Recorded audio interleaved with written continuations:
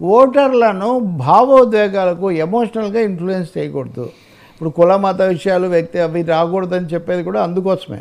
వాడు ఒక రాజ్యాంగ పరిధిలో ఒక రాజకీయ చైతన్యంతో తను ఎవరికి ఓటు వేయాలనుకుంటాడో వాడు అది వేయాలి. వాడికి ఏదో వేరే వేరే విషయాలని చెప్పి పాత గాథలు తవ్వి పోసి ఇన్ఫ్లుయెన్స్ చేయకూడదు అనేది ఇక్కడ ముఖ్యమైన అంశం. సో 5 ఏళ్ల కిందట అది ఒక తీర్పు వచ్చింది. సో 5 ఏళ్ల తర్వాత కూడా దాన్ని సాగదీస్తూ దాని చుట్టే తిప్పడం ఎక్కడో మాట ప్రస్తావన. In fact it was a gag order sir ఆ రోజున. ఇవాళ ఏంటంటే ఒక వ్యక్తి ఒక నాయకుడు ఫిర్యాదు చేసి అదే కేసు వేశారు, దాని మీద తీర్పుగా చూడాలి. అది జనరల్ ఆర్డర్ అప్పుడు ఇచ్చారు, దాన్ని ఎవరు ఖాతరు చేయలేదు, అందరూ మాట్లాడుతూ వచ్చారు. అప్పుడు పవన్ కళ్యాణ్ కూడా పులివెందులకు వెళ్ళారు, జగన్ వీళ్ళు హూకిల్డ్ బాబాయ్ అవన్నీ కూడా పెట్టారు. అంతా అయిపోయిన తర్వాత ఇప్పుడు కూడా దాని చుట్టే తిప్పడము. మనం నిన్న అనుకున్నట్టుగా ఆయన బతికున్నప్పుడు ఆ ఫోటోలు ఏవో కలిసిన ఫోటోలు ఆ రెండవ భార్యతో కలిసి ఉన్నారని విడుదల చేయటము, వాటిని వీళ్ళు ఖండించడము. అప్పుడు ఏవైతే టీడీపీ వాళ్ళు చేశారో ఇప్పుడు అవే వైసీపీ వాళ్ళు ఇంకో కోణం నుంచి చేస్తున్నారు. సో ఇవన్నీ ఓటర్లకు తెలుసండి. కడప ప్రజలకు వైఎస్ కుటుంబానికి సంబంధించిన చాలా విషయాలు వాళ్ళు బాగా తెలిసి వాళ్ళు తీర్పు వాళ్ళు ఇస్తారు. రెండోది రాష్ట్రం అంటే వైఎస్ కుటుంబం కాదు, లేదా ఒక వివేకానంద రెడ్డి హత్య కాదు, ఎన్నికంటే అందువల్ల కోర్టు ఒక నిర్ణయం తీసుకుంది. ఇద్దరికి కూడా చెప్పింది, అది కూడా గుర్తించారు ఇరుపక్షాలకు కూడా.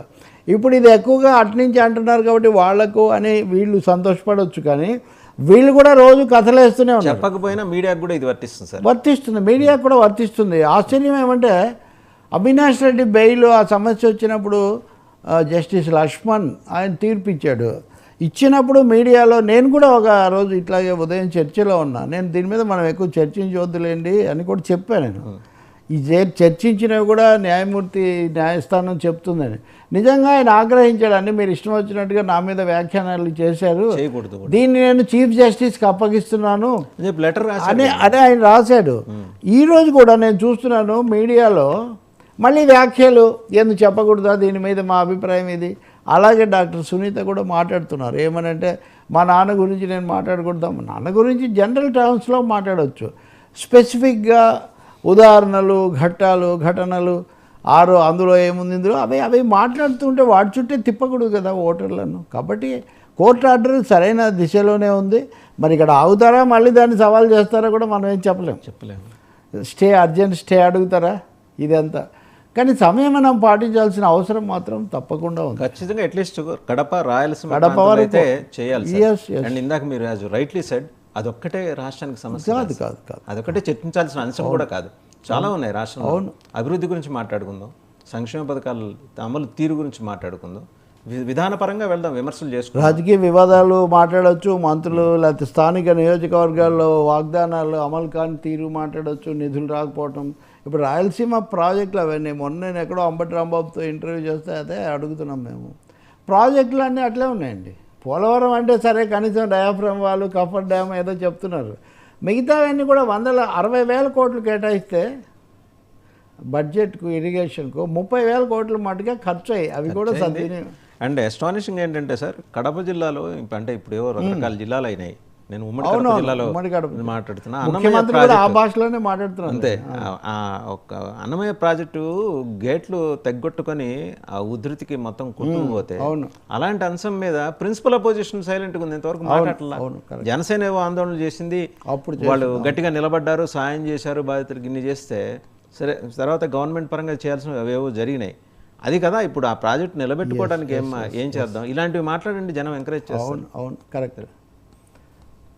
ఇప్పుడు దేవినేని మోహన్రావు రాసుకో 2 అన్నాడు. ఆ తర్వాత అనిల్ కుమార్ యాదవ్ ఆయన ఇంత పెద్ద ఛాతీ అది ఇదని ఆయన వచ్చి 2020కి పూర్తి అవుతుంది అన్నాడు. అంబటి రాంబాబు వచ్చాడు మంత్రిగా, అస్సలు పూర్తి కాదు, దీని గురించి అసలు ఎప్పుడవుతుందో కూడా చెప్పలేమన్నాడు.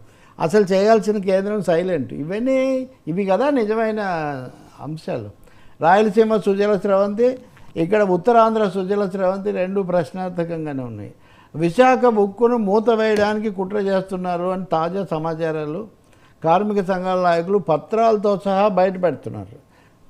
No discussion. ఒకటే సార్, ఒక పెద్ద మర్రి చెట్టుని నరకక్కల్లా అది కూలిపోవాలంటే మొదళ్ళ మీద కొడితే సరిపోతుంది. ఇప్పుడు స్టీల్ ప్లాంట్ చుట్టూ ఉన్న భూములను అమ్మేస్తుంటే ఇంకా అంతకంటే స్టీల్ ప్లాంట్ పొద్దున అమ్మకానికి రెడీగా ఉందనే కదా ఇండికేషన్. అవును, చాలా క్లియర్గా అమ్మేస్తున్నారు భూముల్ని. అవును, ఇది ఓపెన్గానే జరుగుతుంది, ఏం రహస్యంగా కూడా ఏం జరగట్లేదు.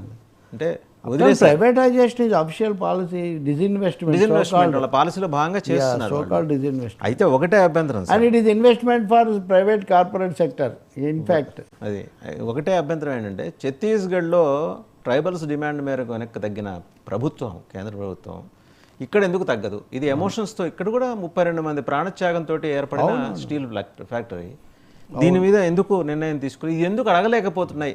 సరే పాలకపక్షం అంటే సరెండర్ అయిపోయింది బీజేపీకి అని వాళ్ళు అన్నట్టు. అవును, మీరు అడగచ్చు కదా. అవును, అంటే ఇది ఎట్లుంటుందంటే వీళ్ళని అడిగితే వాళ్ళని అడగమంటారు, వాళ్ళని అడిగితే వీళ్ళని అడగమంటారు. సూరయ్య సుఖవాసి పేరయ్య పెద్ద మనిషి అమ్మకెత్తరా చెప్పులు గంప అని ఒక సామెత. సో ఇద్దరిని ఏం లేదు, చివరకు జరిగే నష్టం రాష్ట్రానికి అనమాట.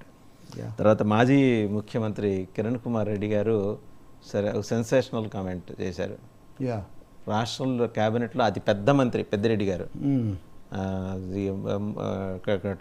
టాల్ పర్సనాలిటీ ఆయన క్యాబినెట్లో, ఆయన నా దగ్గరకు వచ్చారు, 2 సార్లు కాళ్ళు పట్టుకున్నారు డీసీసీ అధ్యక్ష పదవి కోసం అని చెప్పి.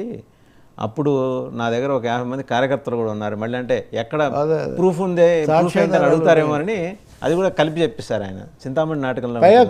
కాణిపాకంలో ప్రతి చేయడానికి ప్రమాణం కూడా చేయడానికి సిద్ధంగా. ఇంకోటి ఏదో చెప్పారు, ఇంకొక ఒక అమ్మ తల్లి అక్కడైనా వచ్చి చేసుకుందాం, తరిగొండ వెంగమ్మ అక్కడైనా సరే చేద్దాము అని సవాల్ ఇసిరారు. అంటే ఆయన అది to draw the attention of masses and media ఆ మాట చెప్పారా, లేకపోతే ఇంకేదన్నా ఉద్దేశం ఉండి ఉంటుందా? కిరణ్ కుమార్ రెడ్డిది ఒకానొక విచిత్ర చరిత్ర. అసలు ఆయన రోసే స్థానంలో హఠాత్తుగా ముఖ్యమంత్రి ఎలా అయ్యారు, 1 ఏడాదికి ఎలా దించేశారు, అది ఒక పెద్ద కథ. కాంగ్రెస్ వాళ్ళని ఎవరు కదిలించినా అంటారు. జగన్మోహన్ రెడ్డి ఛాలెంజ్, రోసే దీన్ని ఆయన నలిగిపోతున్న పరిస్థితుల్లో నేనైతే దీన్ని బ్రహ్మాండంగా చేస్తానని వచ్చి అటు చిరంజీవిని కలుపుకొని ఇటు చంద్రబాబు నాయుడుతో అంతర్గతంగా లోపాయకారిగా అవగాహనకు వచ్చి ఆయన అయ్యింది అనిపించారు. సో ఆఖరి ముఖ్యమంత్రి ఉమ్మడి ఆంధ్రప్రదేశ్ కన్నా లేబుల్ తప్ప ఇంకా ప్రత్యేకంగా చెప్పుకోదగినది ఏమీ మిగలలేదు. ఆ తర్వాత జయాంధ్ర సమైక్య ఆంధ్ర పార్టీ పెట్టి అది కట్టేసి తను పోటీ కూడా చేయలేదు, ఓడిపోవడం సంగతి అట్లా ఉంచి. మొత్తానికి ఏంటంటే కిరణ్ కుమార్ రెడ్డి దగ్గర ఒక లక్షణం ఉంది, ఆయన కొన్ని చెప్తుంటాడు, అనుకున్నవి చెప్తుంటాడు తన ఎక్స్ప్రెషన్లో. కాబట్టి నిన్న ఆయన చాలా రోజుల తర్వాత మళ్ళీ కాంగ్రెస్లోకి వెళ్ళారు, మళ్ళీ బీజేపీలోకి వచ్చారు. బీజేపీలోకి వచ్చా కొంచెం మాట్లాడుతున్నారు. నిజానికి రాజంపేట సీట్ ఆయనకి ఇవ్వటం అనేది ఆయన పునరాగమనానికి ఒక గేట్వే తప్ప అక్కడేదో గెలుస్తారు అదేదో జరుగుతుందనే నమ్మకం ఎవరికి పెద్దగా లేదు. మీరు అన్నట్టుగా Peddireddy Ramachandra Reddy is the next powerful person in Jagan cabinet. ఇంకా రెండో మాట లేదు. ప్రాంతీయ పార్టీలో రెండో వాళ్ళు ఉంటారా లేదా ఈ చర్చ ఉంటుంది, కానీ అది ఏదో లిస్టు లేబుల్ తప్ప ప్రాక్టికల్గా టెక్నికల్గా most powerful second is Peddireddy Ramachandra Reddy.